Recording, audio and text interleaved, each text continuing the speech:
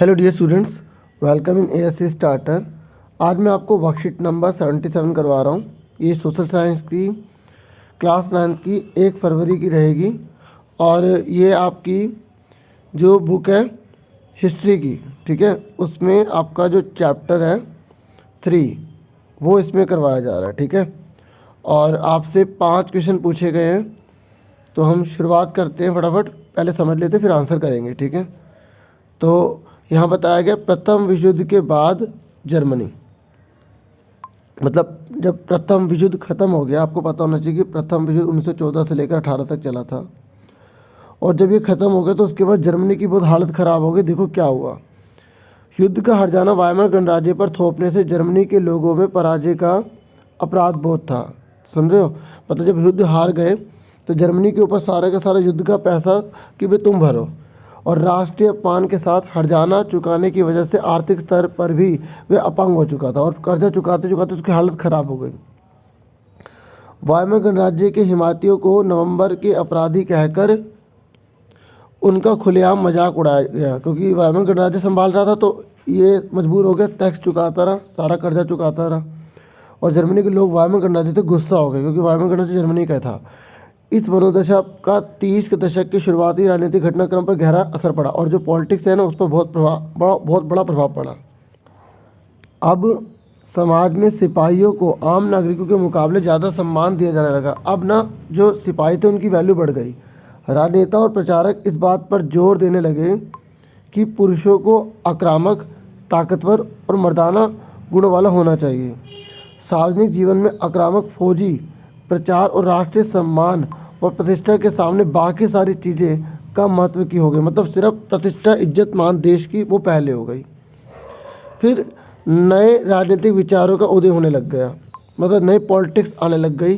क्या हुआ, जर्मनी में भी रूसी क्रांति से प्रेरित होकर बहुत सारे शहरों में मजदूरों और नाविकों की सोवियतें बनाई गई। मतलब समाज का कल्याण हो, समाज पहले, कोई व्यक्ति अमीर जो है ना पूंजीपति वो ना हो, समाज का कल्याण पहले, ठीक है। समाजवादियों, डेमोक्रेट्स और कैथोलिक गुटों ने वायमर में राजनीतिक परिवर्तन के लिए प्रयास किए और वायमर में चेंज लाना शुरू कर दिए।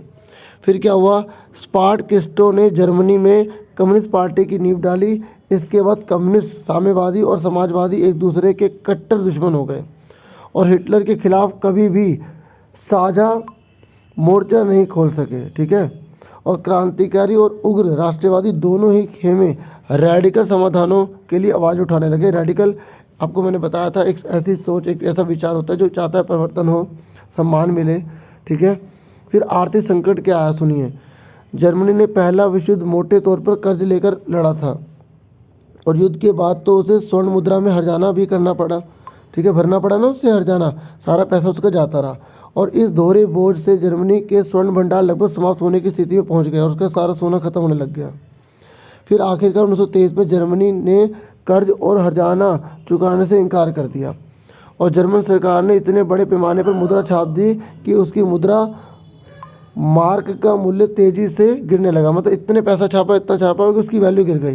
फिर दिसंबर 1923 तक $1 में खरबों मार्क मिलने लगे। $1 में खरबों मार्क, समझो इतनी वैल्यू गिर गई। जैसे जैसे मार्क की कीमत गिरती गई, जरूरी चीज़ों की कीमतें आसमान छूने लगी। इस संकट को बाद में अति मुद्रास्फीति का नाम दिया गया।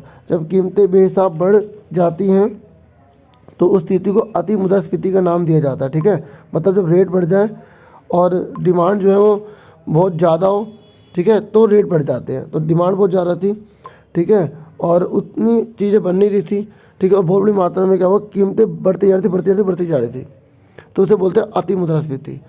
जर्मनी को इस संकट से निकालने के लिए अमेरिका ने हस्तक्षेप किया। इसके लिए अमेरिका ने डॉफ्स योजना बनाई, ठीक है, जर्मनी को बचाने के लिए डॉफ्स योजना बनाई।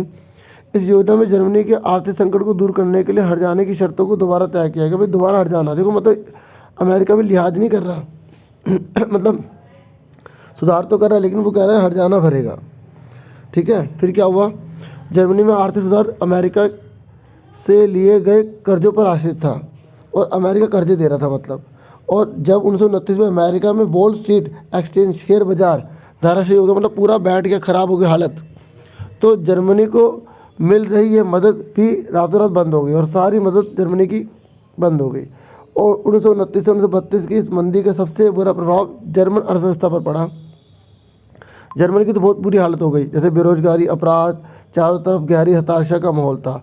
लोकतांत्रिक संसदीय व्यवस्था में लोगों का विश्वास खत्म होने लगा, मतलब डेमोक्रेसी पे विश्वास खत्म हो गया, क्योंकि वह उनके लिए कोई समाधान नहीं खोज पा रही थी। पूरे देश में राजनीतिक अस्थिरता, मतलब पॉलिटिक्स जो थी ना वो अनबैलेंस हो गई, ठीक है, अनस्टेबल हो गई, और नेतृत्वहीनता का माहौल था। मतलब कोई भी जो है ना लीडरशिप नहीं कर पाता, कोई भी लीड नहीं कर पाता कि कैसे पूरे जर्मनी को संभाले। तो अब इसके आंसर देखिए फटाफट। देखिए पहला क्वेश्चन है, प्रथम विश्व युद्ध के जर्मनी पर क्या आर्थिक प्रभाव पड़े या क्या आर्थिक प्रभाव हुए। तो आप लिखेंगे प्रथम विश्व युद्ध की जर्मनी पर निम्नलिखित आर्थिक प्रभाव हुए। पहला, जर्मनी ने पहला विश्व युद्ध कर्ज लेकर लड़ा था और युद्ध के बाद उसे स्वर्ण मुद्रा में हर्जाना भी भरना पड़ा। इसके कारण जर्मनी के स्वर्ण भंडार लगभग समाप्त होने के कगार पर आ गए, ठीक है। जर्मनी ने 1923 में कर्ज और हर्जाना चुकाने से मना कर दिया और जर्मनी सरकार ने इतनी अधिक मुद्रा छाप दी कि उनका मुद्रा का मूल्य तेजी से नीचे गिर गया, ठीक है। ये प्रभाव पड़ रहे हैं हम। और प्रथम विश्व युद्ध के बाद जर्मनी में चीज़ों की कीमतें आसमान छूने लगी और इस संकट के कारण अति मुद्रास्फीति की स्थिति उत्पन्न हो गई। आपको इसे 2 पॉइंट लिख लेना, ठीक है, और बाद में जब पेपर की रिवीजन करेंगे तब इसे पढ़ लेना, देख लेना, सुन लेना। और जर्मनी को डॉफ्स योजना के तहत अमेरिका द्वारा आर्थिक मदद दी जाने की व्यवस्था की गई, लेकिन 1929 में अमेरिका में वॉल स्ट्रीट एक्सचेंज के धाराशायी हो जाने के कारण ये योजना भी बंद हो गई और जर्मनी पर इसका बहुत बुरा प्रभाव पड़ा, ठीक है। और लास्ट, जर्मनी में 1929 से 1932 तक आर्थिक मंदी की स्थिति बनी रही, जिससे बेरोजगारी, अपराध और चारों तरफ गहरी निराशा का माहौल बन गया था, ठीक है। तो कोई से भी आप जो है 2 या 3 लिख देना वर्कशीट के हिसाब से। अब ये वायमर गणराज्य के सामने क्या क्या चुनौतियाँ थी। जो जर्मनी का वायमर गणराज्य था ना, उसी के ऊपर तो सारा थोप दिया, तो क्या क्या इसकी चुनौतियाँ आई। देखो, वायमर गणराज्य के सामने कुछ प्रमुख चुनौतियाँ निम्नलिखित थी।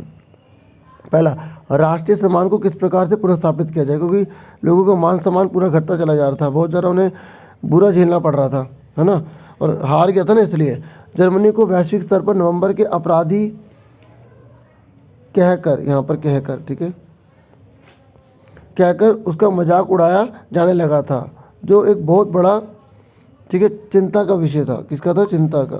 तो यहाँ पर थोड़ा सा और करेक्शन कर लेना, ठीक है, ठीक है, चिंता, ओके। उसके बाद बेरोजगारी और महंगाई जर्मनी में बहुत तेज़ी से बढ़ती जा रही थी, ठीक है। सरकार की लोकप्रियता आम जनता में बहुत तेज़ी से घट रही थी, ठीक है।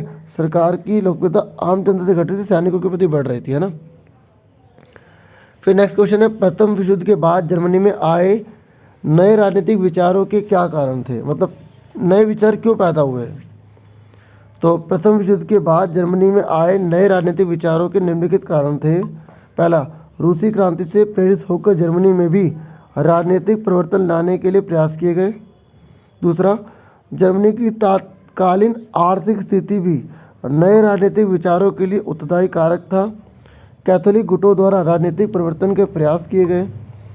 जर्मनी का वैश्विक स्तर पर खुलेआम, ठीक है, मजाक उड़ाया जाने लगा, ठीक है, या खुलेआम उड़ाया जाने वाला मजाक, ठीक है, ऐसे भी लिख सकते हैं आप। और राष्ट्रीय सम्मान वापस प्राप्त करने की भावना आ गई, ठीक है।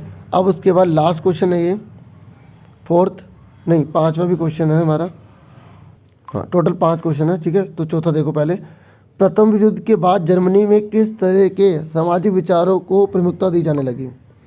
प्रथम विश्व युद्ध के बाद जर्मनी में निम्नलिखित तरह के सामाजिक विचारों को प्राथमिकता दी जाने लगी थी। पहला, जर्मनी के समाज में सिपाहियों को आम नागरिकों के मुकाबले अधिक सम्मान दिया जाने लगा था, ठीक है। और जर्मनी में राजनेता और प्रचारक इस बात पर जोर देते थे कि पुरुषों को आक्रामक, ताकतवर और मर्दाना गुणों वाला होना चाहिए, ठीक है। फिर तीसरा, सार्वजनिक जीवन में आक्रामक फौजी प्रचार और राष्ट्रीय सम्मान में प्रतिष्ठा के सामने बाकी सभी चीज़ें कम महत्वपूर्ण हो गई थी, ठीक है। थोड़ा स्पीड से पढ़ो क्योंकि मैंने ऊपर वर्कशीट समझा दी है, ठीक है। क्वेश्चन भी वही सारा रिपीट हो रहा है, ठीक है। तो लास्ट 5वां क्वेश्चन है, यदि कोई सरकार प्रतिवर्ष लाखों रुपए छापती रहे तो उसके क्या परिणाम होंगे। तो आप लिखेंगे, यदि कोई सरकार प्रतिवर्ष लाखों रुपए छापती रहे तो इसके कारण उस देश की मुद्रा का मूल्य गिरने लगता है, जिसके कारण वस्तुओं की कीमतें बढ़ने लगती हैं और अति मुद्रास्फीति की स्थिति उत्पन्न हो जाती है, जिसमें कीमत बेहिसाब बढ़ जाती है। ठीक है, अब समझ में आ गया कि कोई भी जो कंट्री है ना वो बेहिसाब नोट नहीं छाप सकती अपने देश के अंदर। ठीक है, तो बस यही थी वर्कशीट। उम्मीद करता हूँ समझ में आ गया होगा। आपसे फिर मिलेंगे नेक्स्ट वीडियो में। वीडियो को लाइक, चैनल को सब्सक्राइब जरूर कीजिए। Thank you for watching and listening carefully. Take care.